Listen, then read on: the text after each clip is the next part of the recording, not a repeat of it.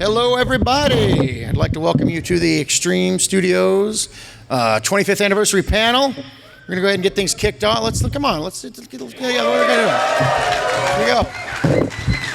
This is gonna be the most extreme panel you've ever been to. So let's get pumped. I'd like to welcome to the stage Rob Liefeld, Murat Michaels, Dan Fraga, Norm Rappman, Danny Mickey. Keep going, there's a lot of guys. You ready? Dan Penosian, Art Tiber, Carl Allstetter, Matt Hawkins, Todd Knock, Shannon Denton, Jaime Mendoza, and Andy Park. You know what? We are pushing the weight limit on this stage to the extreme. Well, we're going to double up some chairs. And I always stand. If you ever see my panels by myself, I always stand, so there's no big deal. I wish we had some wireless mics, but no. Yeah, let's do this. Great. So, thank you everybody for coming. Let's all get uncomfortable. We all good? Great. Hey, thank you guys for coming. Thank you. Thank you so much for coming to this panel. You guys are going to have a good time. Do I get this? No, go ahead. And seriously, guys, does this work? Can you hear me? No, you have your panel. We'll do like Captain and Tennille. No one understood that reference. I got a captain's hat today, so they're on my mind. Thank you, Mr. Kirkman, for hosting our panel. Oh, let's give it up. No, you should know this is a real honor for me. Extreme fan from day one. Huge fan of every single person that's been on this panel. This is one of the most surreal, weirdest things that has ever happened to me. To be like up here talking about you guys, talking to you guys. It's really ridiculous. So no, it's a real honor to be here. I'm very excited. I'm going to tell how you and I met real quick. Oh, please do. Because it affects the extreme. Yeah, let's do it. Chicago, is it 2003? Yeah. Okay, so I have a Youngblood book out that I'm selling. I'm self-publishing. I'm back. Pushing this product, and I go to Chicago Comic-Con. I am a couple issues into this new book from Image Comics called Invincible. So I know the name Robert Kirkman. It's the only way I know the name Robert Kirkman. I think it was the only book he had out at Image at the time. Walking Dead hadn't come out yet, right? Right.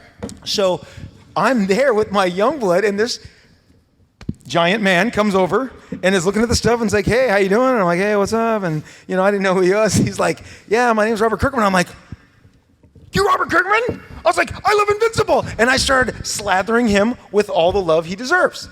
And then he's like, "No, dude, I was a real extreme fan and I loved all this stuff." And he literally has knowledge of these books that I've forgotten, but we spent, I think, like a wild 48 hours together. Yeah. Yeah, it was crazy. It was great. We saw and no one will ever find those bodies. Yeah, that's right. So, literally, I was sitting there, and old Rob was listening to young Robert tell me how much he dug the books we all did, and it was an absolute thrill for me. I mean, I was, and you weren't Robert Kirkman yet. You were just a cool writer I loved. The Empire. I'm talking about the Robert Kirkman Empire. Come on, people. You know what I'm talking about. Who knew? Can you talk a little bit about why Extreme Studios? Because, you guys are starting Image Comics. As I recall, you've got Murat is your assistant at the time. Yes, correct. Is that true? Murat knows where the bodies are more than anybody. By the way, Murat does officially know where the bodies are. If you guys are ever looking for the bodies, he knows all the secrets. But anyway, we'll talk later, Murat. No, Murat. So I had met Murat at a local comic convention in Los Angeles. And Murat was getting into comics. I had just got broken into comics. I looked at Murat's stuff. He was a very promising artist in the same way that I was a very promising artist, when I was his age. And I'm going to tell you, only Art Tiber down here, Mr. Brilliant illustrator, inker, he was the only other guy in the Orange County comic book scene that I had met in the early 80s. I would see Art Apartment 3. Say what? Apartment 3 in Huntington. That dude. And he had the coolest apartment, like 1 block from the beach in Huntington Beach. I drive by there still, and I'm sad that it's gone. It's still there? Still there. Behind all the big stuff? I don't know how it survived. It's still there. Art had the coolest hangout, and he broke into the business before me, so that's why I was driving all the time.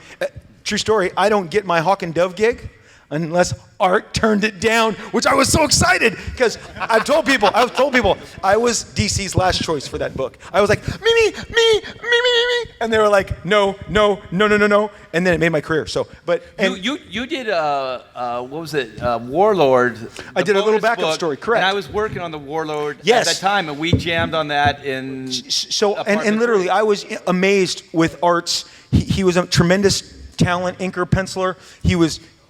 I came over and you were drawing an Aqualad story. I still have that Titan Spotlight issue. Okay. So we're geeking out here. But so he was the only artist in Southern California because still, this is the dawn of FedEx. FedEx had just started to make, like, you could work anywhere in the country or the world. A little more expensive back then, and Marvel didn't like European costs. But and they were like, "Don't you send it next day." Murat and I had some wild trips to FedEx that I swear I don't know how we're alive. Because I was like, "It's 4:49. We got to get there by 5." Woo! We were terrible. So long story short, was there ever any finishing the page in the car while driving to FedEx? Oh, that would be a great story, but I would be lying. Okay. So I met Murat. So I was eager to start building out this comics community, one piece by one. And so Murat, how far do you drive every day? An hour and a half through LA traffic. Hour and a half. So Murat came in, and literally, this starts getting crazy. Without Murat, there is no Dan. I met Norm when his hair was down to his butt. And I remember those pictures. And he had the freaking Thrasher hair, and he looked like the lead singer of, like, Stryper. Who do you want me to say? Who would be the appropriate... What? Iron. Yeah. Okay, Kiss. Whatever. But Norm was this full-on Hessian. Stryper, Norm. And Norm brings me he brings me like a sketchbook of drawings at the comic store. I remember going, and you had this, your wife's here. You love her. You've been together a long time. But you had this weird little girlfriend, and she had hair just like you. You're both a couple of rockers with chains and stuff. The purpose of this panel is just to embarrass all of you one by one, so please be prepared. So long story short, but Norm showed me his stuff, and I thought, not the strongest artist at the time, but like a lot of guys, his inking over his art, I'm like, you could ink. You could totally ink. And look, one by one, all these guys, everyone is connected. Todd Knock and Chap Yap and Jeff Matsuda, guys who aren't here, but Todd is one of the guys that Dan Frager came home from a convention with his mini comic and said, "Rob, you should hire this guy." And I'd be like, there's the information. "Hello, Todd Knock." And Todd Knock flew out. Did I fly you out? That was when I was rolling big. So there was a house. They can tell you about the Extreme House. But so Murat came to work for me, and when I launched Image, and suddenly, the long and the short of it is, you guys remember Youngblood launched, and it sold 1 million copies, and the second issue sold 1 million copies, there was no books in comics that had blood in the title, okay? So Marvel and DC being very competitive, I woke up one morning to see they had both announced 2 summer events. DC was doing Bloodlines, and Marvel was doing New Blood, and I was like, oh crap, they're coming for me. And they were coming for me. And they'll tell you, we were coming for you. Because they're like, we don't want this competitive thing to rise up. So I'm like, so suddenly Blood is as popular as X in the industry. And that's because of yours truly. And Blood is the new X. Yeah, dude, it was. I think that is the most definitive statement you can make about the 90s. It was. And so I was like, I've got to get all my characters in print as fast as possible because they're coming for all my names. And I was like, Murat, your time has come to draw Brigade. And Murat, and the thing that I've loved, I'm going to tell you guys, and then I'll shut up. No, I won't. I can still picture Battlestone jogging on the beach in those shorts, Murat. I have been been to 30 shows in the last 2 years. The first issue of that comic was like the Top Gun volleyball scene for like an entire comic. You're welcome. I loved it. Over the 30 shows that I've done in the 2 years, just promoting all across the country, the affection people have for our books, I don't believe we were truly aware. We were so in the echo chamber that we didn't know how much people loved these books, and they loved them. And because the 90s got so competitive, I don't think we ever stopped and appreciated it. But now you guys have all, over the years, expressed that love of all the work these guys did. And that was the best thing. The Extreme Studios, to have all these guys. Imagine one day, every day you'd walk in and we were all together, jamming, creating art. And that's actually one of the things I wanted to talk about. So I'm going to shut up. No, you don't. Please don't. But I'll give you the hot armpit. So I've always wanted this. Okay. No, but for comic book fans who grew up in the 60s and 70s, they heard story upon story about the Marvel bullpen and the camaraderie between Steve Ditko and John Romita and Jack Kirby and Stan Lee. And you find out when you get older that that's not true. None of that ever really happened. There was no bullpen. It was all just a brilliant creation on the part of Stan Lee. And kids all over the world were like, oh, I love these guys. They hang out in this cool clubhouse and they make these awesome comics. And oh my God, what would it be like to be in that place? But for kids of the 90s who grew up hearing about Extreme Studios, that shit was all true. Like, you guys were all in the same place. There was a extreme. Tell me about this Extreme House. What is the Extreme House? That's where people lived when they first came to the studio? Marat, Extreme House, go. Okay, the Extreme House was it was a cul-de-sac, and our house was actually right next to a house. It was a fraternity. They all got kicked out, so they had to rent a house, and so it was insane. And people would come and go. I lived there probably the longest, I think. Party the hardest? Todd, you live in the Extreme House? Yeah, I was the last person. Yeah, to he go was to the Extreme last in the house. So you burnt that thing down. Yeah. You were like, Todd, knock All out. these bodies, and it's like gasoline. I think Todd was like, "Have you guys cleaned this house in 2 years?" 'Cause I can only imagine how It was disgusting that terrible. house was Oh, when it it gets was down terrible. to it. Bunch of 20-something. the dishes got so bad, we just abandoned the kitchen altogether because nobody was going to even touch those dishes. Dan, Extreme House? You live in the Extreme House at all? I lived with Rob at first, and then I lived on my own, like a smart guy. Nice. Very well done. Can you, So it's just Marat and Todd who live there? yeah, who else lived in the Extreme House? Chap aren't here, right? Oh, okay. Yeah, all those guys. Larry Stucker was there. Yeah, okay. People came and went all the time. So, can you guys go down the line and just tell me how you came to be a part of Extreme, and just a little bit of like what your first experience was like when you became a part of it? Well, I actually met Rob. I was 12, and he was 16, and he intimidated the shit out of me until a couple of years later we started getting friendly, and I just And graduated. you got taller than him? I did, but I still wouldn't fight Rob. He's crazy. And I actually, I turned 18, graduated high school, and Rob called me up, and he was like, hey, do you want to be my assistant? I was like, sure. I'm insane. I'll fight traffic, a couple hours a day, coming from LA to Orange County. And best decision I ever made. Was there for about, I don't know, less than a year, where he offered me doing half an issue of X-Force, and he gave me my royalty check. And I told my mom, never complain about me doing comics ever again. Those royalties, they could do that to you. They were lovely. And, then... What was the exact dollar amount? No, I'm kidding. Go ahead. No. About what you make in about 2 minutes. Now you're making me uncomfortable. And so Rob told me he's starting the studio, and he offered me Brigade when Image was going to start. And he's like, I don't know if this is going to do well, so I can only pay you in royalties. And I was like, all right, it's a shot. We'll see. And, like I said, best decision I made. And then Dan came along, and then it Let did. Dan talk, all right? Mark, you've had your moment. You've had your moment. I'm channeling Todd McFarlane. We all are, buddy. Go ahead. Well, I got in through kind of Forrest Gumping my way in, which was just sort of when I was a kid. I had a public access TV show called Comic Review for You, which I did in high school. And I used to just like call up people. I'd call 411 and call up guys like Mike Zeck, John Byrne, Art Adams, and really bother them. So I did. Wait, would you call creators on the phone on this public access thing without them knowing that you were calling them? Cold calls. Cold calls. Hey, I'm a kid. I love comics. I would watch that show. Go ahead. So I Did you ever call John Byrne? I did. Yeah. So Are there tapes of this? I gotta see it. Go ahead. So I did a show on portfolio reviews, and it was Pelicon 1989. It was November 19th, 1989. The What If number 7, What If Wolverine had become an agent of S.H.I.E.L.D. had just come out. Rob's some annuals had come out, New Mutants annual, Spider-Man. So I had him give me a portfolio review, and a buddy of mine bought a sketch of Strife, which we didn't know who he was at the time because Rob was just doing sketches. And on the back of it was Rob's address, phone number, fax number. Jacked me hard. Yeah. Oh, the fax number. So needless to say, I started faxing, and he's like, leave me alone. And luckily, Marat was like, nah, man, there's something going on here. And I remember San Diego Comic-Con 1991 was the first year it was here at the show. Believe it or not, it was just halls A, B, and part of C. Imagine that.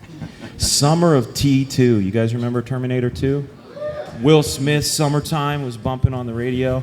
So You're taking me back. yeah, so I run into Rob and Marat, and Marat's like, yo, man, I got this new company. It's called Liefeld. I said, what? Yeah, Eric Larson, Todd, and I are going to do this thing. I'm like, yeah, cool. Wait, hold on. Did you just say McLarfeld? I did. I have never in my now I'm an image trivia aficionado. I have never. Eric Larson, Liefeld. McLarfeld. That would have been an awesome line of comics. Yeah, so Sounds pretty great. I really desperately wanted to be a part of that. I was sending my stuff to Brian Augustin and Neil Posner at DC, and they were showing some interest in my samples, but I kept going, and that book was called The Odd, right? Yeah. Yeah, so we had these guys came up with this guy, I was maybe. trying to pitch it to Rob. Yeah, so there's this book called The Odd. It was this like extreme version of Wizard of Oz. Dorothy was hot, the dog was a wolf, Tin Man was a badass Iron Man guy. So I did these samples, and Marat was campaigning for me to come down, and my very first day was the day that Image Comics was announced on CNN. I was there when CNN came and filmed it. I remember I was like 6 months out of high school, eating Chinese dinner with the 7 founding fathers, and Marat here swiveling my head thinking, how the hell did I get here? And I'm still thinking the same thing. And wait 1 second to jump on that. When you go on that clip and see CNN and they go, I'm Neil so-and-so on business tonight, a new comic company has formed, and they show Image Comics, that was CNN said, well, we need you guys to act like a comic company. So literally in a 24-hour period, I said, Mark, Eric, because my studio was gigantic, vaulted ceilings. So that's the original Extreme Studios, which we all shot in, which looked like Image Comics to you on the news that night. Everyone flew home afterwards. And it was just me and Marat and eventually Dan again. But so it was very, I'll sign that album if you wait, but okay. It's so much more with my signature. Get out of here. We don't need you. So that just a little addendum. Okay. Norm, let's go. What you got? I'll make this quick. Okay, out of all, You're still leaving. is this work? It's awkward, right? Because it's like a long walk. Walking dead guy is embarrassing you. Out of all these guys, There's still time to turn back.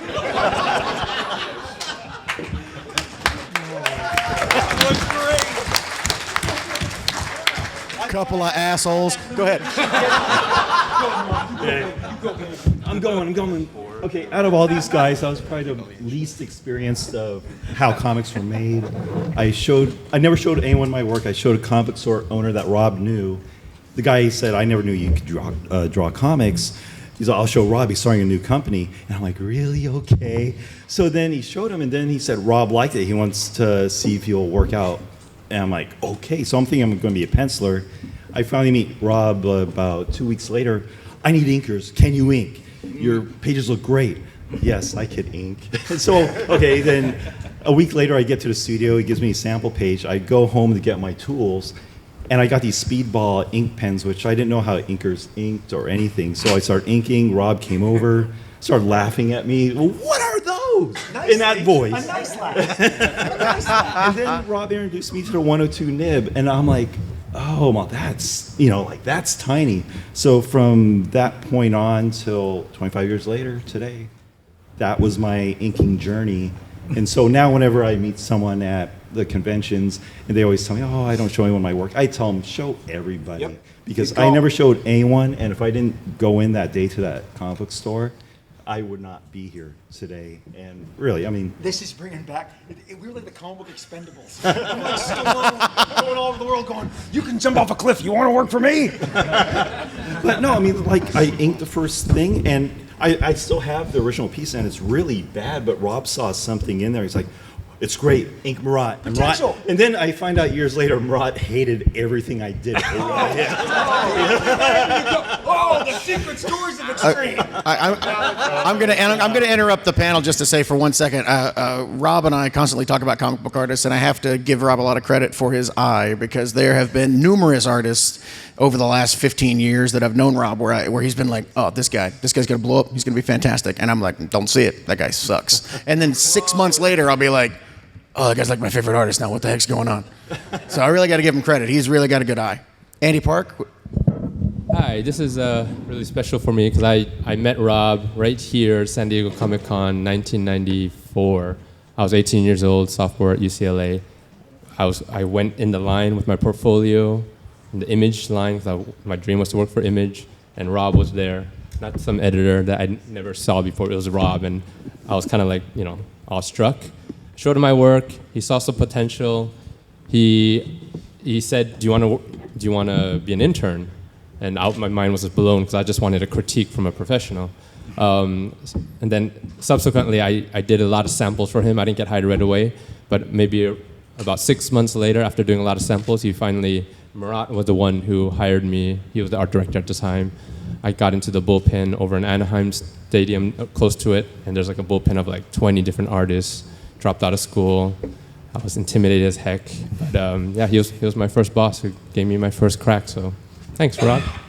You're welcome. And clearly, you decided in the dark corner of your office, I'm going to blow all these guys away. I'm going to become Marvel's lead film designer and smoke all of you. And congratulations, Andy. That worked out for you. What's the films you worked on? In case we eventually talk. Brag now. I worked on Riptide and Vogue and Evangeline. No! I worked on every single Marvel film since Captain America: The First Avengers. So. Hey, no, more. So you create Deadpool, right? You do that, and it's pretty awesome. And then you go and you have to negotiate with Fox, and I love Fox, I really do, but it was like 2 right before the copyright comes up. If you go see Deadpool and you sit through the credits, which you're probably not gonna, there was actually a scene at the end. You probably did. Yeah. But right before the copyright, it says, Deadpool created by, and you're like, wow, you made it. Right after the Marvel movies, right after Guardians of the Galaxy ends, Andy Park. Andy Park, super proud of you, dude. And I'm proud of all these guys, but we're a movie culture, and we're all starstruck. So, Andy, you're awesome. Thanks. I'm so glad we took a shot on you. Andy's the favorite. Shannon, what's your story? All right, so my story, I had tried to decide whether right after college if I was going to move to LA or Florida because I didn't really know how TV or film worked. That's a fun choice. LA, Florida. I thought, well, they have Universal LA. Studios and Disney in Florida too. I'll go out there because I knew people in Florida. So I drive cross country, and after driving for 23 hours and not sleeping, I did what most comics guys do. I found the first comic shop and went in there before sleeping. Went in, they go, hey, there's a comic convention going on down the street. And I was like, I didn't know that. So this is back when you could pay, $5 and go into a comic convention. So I walk in, go straight to the back. There's Murat. Murat hires me. And I go, okay, I guess I'm driving back cross country tomorrow. And then I turned around and started at Extreme. Awesome. So Murat brought everyone in, is what I'm hearing. Yeah. Murat was an art director for a long time. Yeah. And we're going to get to questions at the end because I got to give away this definitely. that I brought. Signed. So, but Shannon, you deal. Norm had the long hair, has the short hair. You have the short hair, have the long hair. It's a weird little thing. Todd? All right, let's see. Rob kind of touched on this already. I was, art school. Jaime Mendoza and I were artists, students at the Art Institute of Dallas. I was making mini comics of my creator-owned characters. Didn't think any pro would want to see that, so I'm sending my samples to Rob, and they're sending me rejection letter after rejection letter. I saved them all because it had Die Hard on the stationery. And so Jaime takes my mini comics and is working security at the Houston Con for Dan. So they're hanging out with Dan all weekend, and Dan shows them our penciling, inking samples. Dan's like, meh. And then Jaime pulls out my mini comics, shows them to Dan. He goes, can I take these back to show them to Rob? And Jaime's like, yeah, go for it. So Jaime calls me Sunday night, says, hey, tells me the story, and he's like, he's going to show him to Rob. You might get a call this week. I'm like, okay. Monday, nothing. Tuesday, a letter. Oh, it's my latest rejection letter. Wednesday, Eric Stevenson, editor, called and said, hey, Rob likes your mini comics. We want to hire you and start doing pinups. And then he goes, we got a series for you, Bad Rocking Company. It's teaming up with other Image characters. And then Rob not only paid to fly me out, but he also paid my moving expenses to go from Pennsylvania to California. So April 12th, I flew in that night. April 13th, they go, here's your desk, here's your plot, get drawing. And it was just like, gah! I'm now a professional. I was a fan one day, now I'm a professional the next day, and it's been nonstop ever since. And what Todd's leaving out is that he draws twice as fast as everyone at this table, and was suddenly doing 3 pages a day, and I had to give him 2 books and maybe 3 books a month. But the dude, the quality never wavered. He is a special talent. Kid you not. This guy is dynamic. The first con I went to after I graduated high school, it's like I got to learn about this industry because it's 1989 and we don't have the internet to give me information. I live in a tiny little town like Sheldon Cooper. So it's like, oh, a convention, and I'm asking questions as I hear someone say, John Byrne says Marvel rule is 2 pages a day. John Byrne says that? It must be gospel. Train to draw fast! I must work in this industry, be fast! So It was amazing. You benefited, sir. thank you. So Dan, you were pumping iron on Venice Beach, and then how'd it go? I saw a comic one day. They were also, muscled You're like, up. And paper with pictures on it, meh. I should do this. No, I was working at Marvel in DC and Valiant, all those companies, and I met R.T. Bear when I was just starting off. My stories always make people cry. It's okay. Babies cry. Yeah. Let's get it right. Yeah. Always that makes babies cry. But yeah, so I was really, mostly I did all inking, and I was really into the new stuff that was happening that Scott Williams was doing. And I kept trying to implement that stuff into my work, and I think I even did it over Mark Bagley, and Rob saw an issue I did, and I got immediately pushed onto, because nobody was kind of inking like Scott Williams and Jim Lee and Rob and all these up-and-coming guys. So there was an opening, and Rob was like, Dan, calls me up, and I was like, I was super excited, and I got to ink X-Force. And then, handing some X-Force over me, that was the start. Basically, yeah. And then shortly after, I think even during that time period, Rob had all these machinations and ideas about forming Image. So our very first conversation, you were talking to me about Image Comics. Oh, I mean, you gotta understand, I can remember the day every one of these guys joined, and the studio got better every time the next guy came through the door. And honestly, these 2 guys are pillars of what happened at Extreme. The veterans came because I needed some help. I was losing the ship. I wasn't a very good captain. And I don't know about they that. saved us. You were good. They saved us. I'm being honest. Well, Rob I did some tiny little penciling stuff at Marvel, and I had some opportunities to ink at Tom Cow and other places, but Rob was like, hey, would you like to pencil a book here and do Prophet? And I was one of my favorite characters he had created, so I was like, okay, that decision's made for me. And Dan started penciling and inking for us. Again, like he said, he wasn't doing that at Marvel. Prophet. And he knocked it out of the park. well, Dan's underselling himself. Look, the strength of Extreme was in the inkers.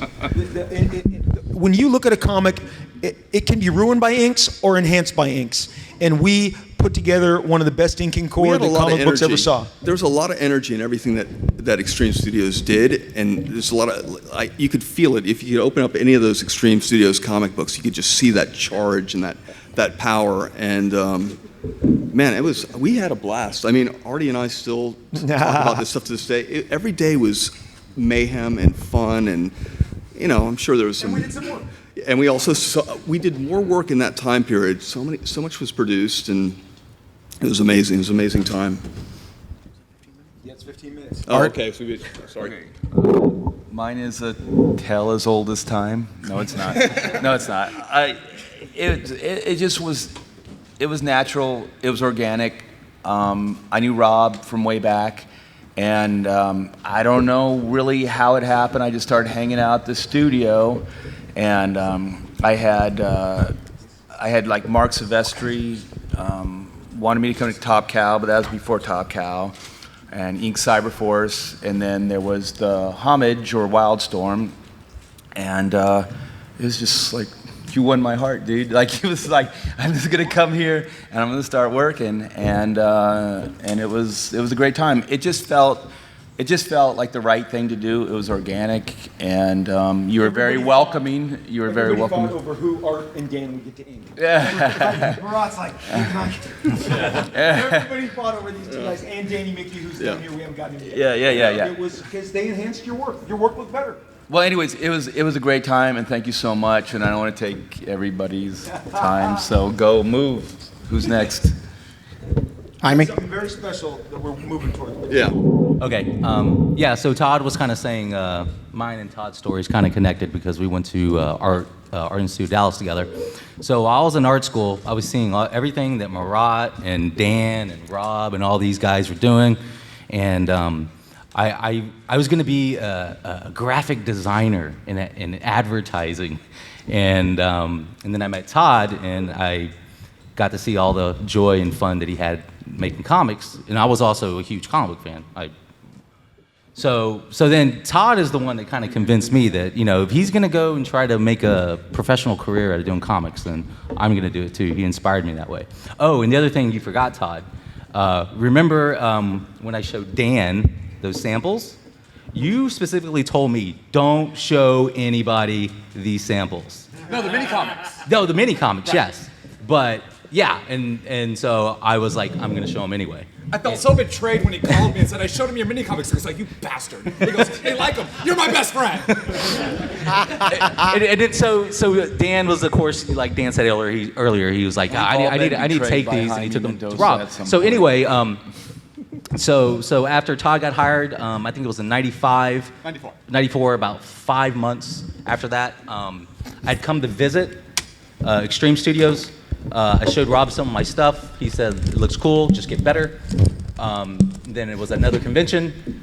I came through my portfolio, and Rob said, because I remember you, you're Todd's friend. And he's like, yeah. And he's like, your stuff's getting better. If you move to Anaheim, you got a job. So I was like, okay. So I jumped in my car. Money was getting tighter. I wasn't flying around anymore. So I got in my car from Dallas, and I drove all the way, and it was a really great experience, and it was the first work I did in comics, and because of guys like Artie Bear and Danny Mickey, who really put knives and needles, to make me better. I stabbed him a few times. I'm still working. I'm still on regular books. We did make Marlo cry today. once. So. Remember that? So. Carl, you're up. That's not kidding. So I met Rob a couple times over the years when I was first getting into the industry, and everybody was always like, "Hey, watch out for that guy." He's crazy. They would always say that. Yeah, about Rob. I Yeah. was crazy. Everybody thought he was like, he's the wild man of comics. I was 22. Cool. We were all crazy at 22. And so I'd been a part of Homage Studios, and I'd been an assistant there. And Rob was generous enough to Jim Lee. Yeah. He was generous enough to give me actual work to do on my own. And he gave me a monthly comic book, Bloodstrike, and I was very appreciative of that. It was a great experience to go from, I had been with kind of a group of guys that were, had kind of more veterans, and then being part of a younger group of guys, which was Extreme, was much, I think, better for me from a growth standpoint, because everybody was learning, everybody was really putting out max effort, and when you would be around that, it would sort of inspire you to kind of go to that level. Right. I like your we going Danny or are we going Matt? Matt, go ahead. We're going to do questions after this, so if you guys who have questions want to start lining up at this microphone at the back, we're going to roll right into questions right after you guys are done. My name's Matt. Yeah. No. How you doing? I'll do it short so Matt can get in there and talk.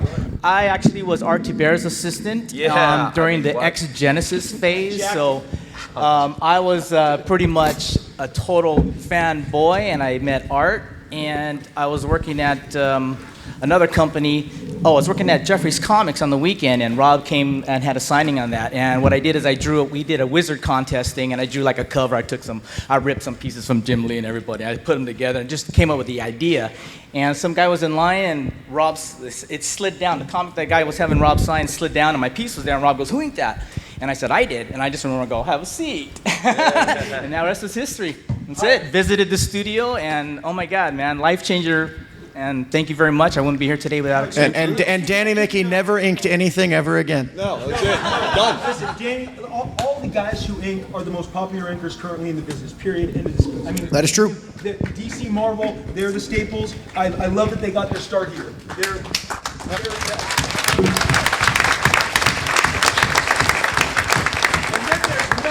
Matt Hawkins. Who's this guy? Man, I probably have the weirdest story because I didn't read comics. I was in grad school. I was working at a bank full time to pay my way through school. My nephew wanted to go to a signing that Rob was at Mile High Comics. I didn't know who Rob was. And so I took my nephew and we waited in the line. And if it wasn't because of Cedric Nocon, I never would have met Rob. And because he was in front of me the entire time. I don't know if you remember, but you hired Cedric on the spot. I did. And he was right in front of me in the line. And for 2 hours I stood in this line. And then Cedric gets up, shows him his portfolio, and Rob says, "I love it, you're hired." And I'm like, "Wait, it's that easy?" You know, and, no, that's literally what I thought. And you know, because the thing was, I hated my job. I was working at a bank, and I was in school 30 hours a week. So I came up, and Rob's here. There's all these 7, 8 good-looking young guys. They all have black Extreme Studios shirts on. There's 2 or 3 cute girls there, and I'm like, "Wow, this is awesome." You know, I'm hanging out with a bunch of nerdy guys in the physics lab, you know, and so. I was the next guy in line after he hired Cedric, and I was just like, I don't even remember what I said, Rob, but I'm like, are you looking for anyone else? And I don't draw. I don't remember exactly what I said, but you said something about we're looking for someone to do press releases and letters pages. I remember that, and because I remember after that signing, I went to a bookstore or some bookstore and bought a book on how to write a press release.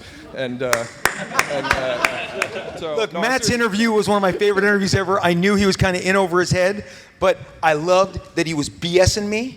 And I walked out and I'm like, "You're hired. You're hired. I need a BSer." And Matt could BS with the best of them. Now, and before I need to say this, there is a show in October. Is it October? That Mr. Kirkman produced. Mr. Kirkman and his production company. Rob is calling me Mr. Kirkman in front of people. This is awesome. Okay, Robert has a 5-episode? 6. 6-episode history of comics that'll be on AMC. Yep. There's an entire episode devoted to Image Comics. And I'm going to tell you, there's a story that I have never told that most people don't know that even the Image partners are going to find out that night about Matt and I. Oh, we're sitting in the room. They loved it so much that they refilmed me so that I said more, and then they've asked me more, so I know it's a featured part. And it's one of the favorite adventures that Matt and I ever had, and it is. You got to tune in whenever that airs because you're gonna hear it had to do with myself and Image separating. It is a doozy. I literally just said, I'm not hiding anymore. I'm telling this story. Wow. It's a great story. Matt was on the floor with me. That's all. Tell the story now. We did a reenactment of that. So while you're talking, there's actually actors as you guys. They did a reenactment of us, Matt. Yeah. Are you serious? Yeah. So it's like an Unsolved Mysteries where, like, while you guys are talking, there's people that don't look anything like you at all doing the things you're talking about. It's pretty great. We're going long. We're going to go a little long. They've said 5 minutes, but we're going a little long. Yeah. Buddy, okay. They can try to wrestle us off the stage. There's a lot of us. And if you ask a question, you're getting a free signed book, so go. I just had a book. My question was, with the relaunch of Youngblood, is there any chance of anything else like Brigade getting something like that soon? Yes. And Bloodstrike and all of them. And look, my favorite books were, I can't go into it, but my favorite stuff that we did together was the crossovers we did, which was Extreme Prejudice, Extreme Destroyer, and Extreme Sacrifice. And Extreme War is coming, and you're going to love it. But I'm going to run and give you this book. Next up. Well, I want to know what the print's of before I make my choice, Rob. Well, they're both, all the Extreme guys did a print, and we all did this tour book. So you pick. You're getting one or the other. They're very exclusive items. Yes? Yeah. Good choice. All right. Solid. But I may have to judge the question. Yeah, well, my question for you is, how do you approach Marvel execs? I don't know how the industry works. How do you approach them and say, hey, your flagship, one of them, X-Men, not enough people die in it, so I've got this idea, right? How do you approach them and say, I just want to take that, make my own line, different tone, everyone dies, just a kill squad? What's this about? X-Force, man. Oh, X-Force. Yeah. Well, that was easy. New Mutants was in the toilet. So they literally said, We're canceling it unless you come up with some ideas. And young Robbie Liefeld that apparently scared everybody. Not me. I just walk all around the floor all the time. So it was a great time.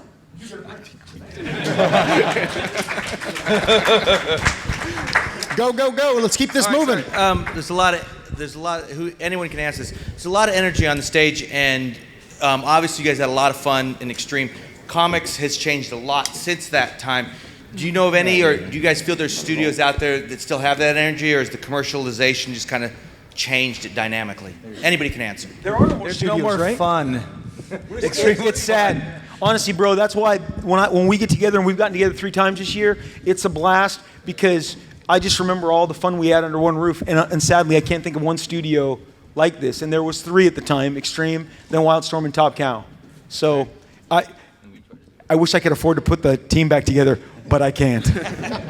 We had guys scaling the buildings and rappelling down. First of all, I loved your stories about how you broke through comic books. So my question is, if you could give one advice to a young aspiring artist, what would it be? What do you think is the most important advice?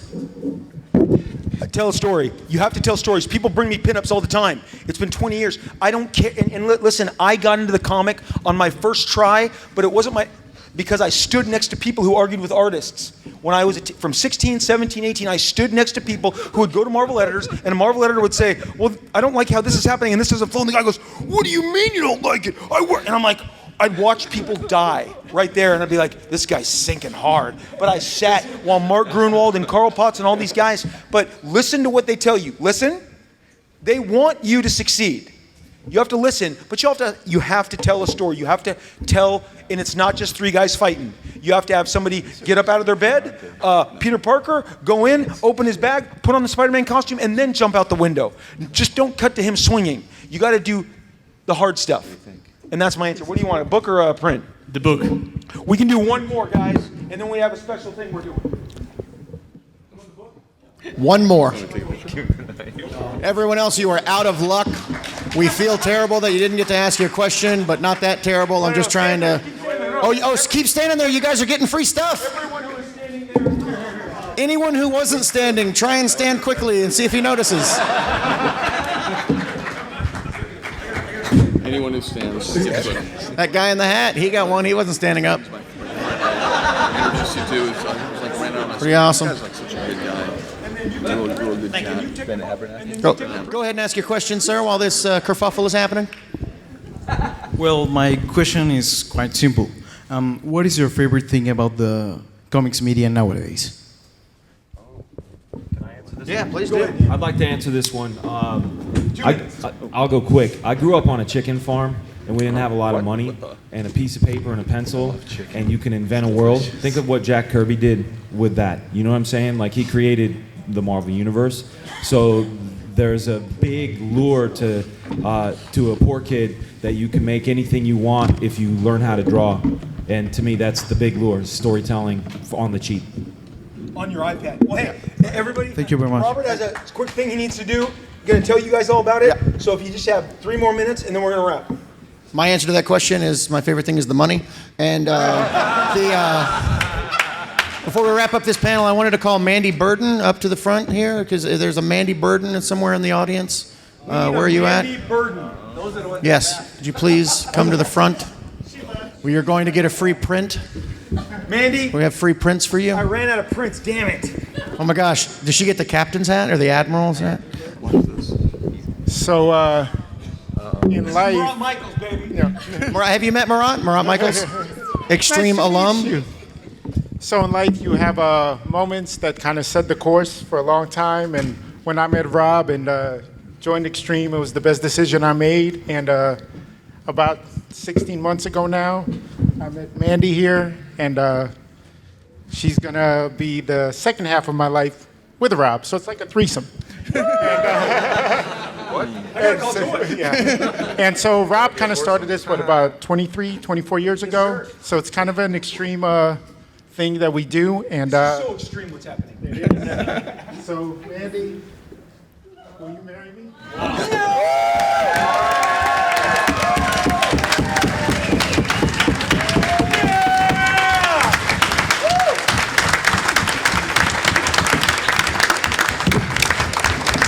Oh my gosh, this is so awesome. And this ring is killer. You need to, she needs to be surrounded by protection.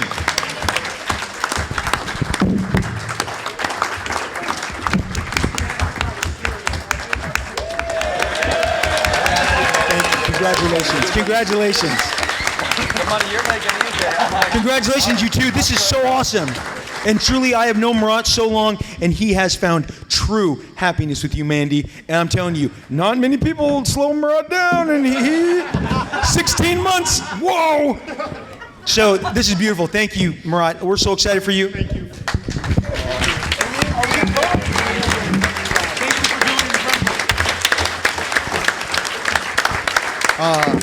I can't think of a better note to end that on. Thank you so much for coming to the panel. Extreme, 25 years. We'll see you guys in 25 more years. Thank you. That was awesome.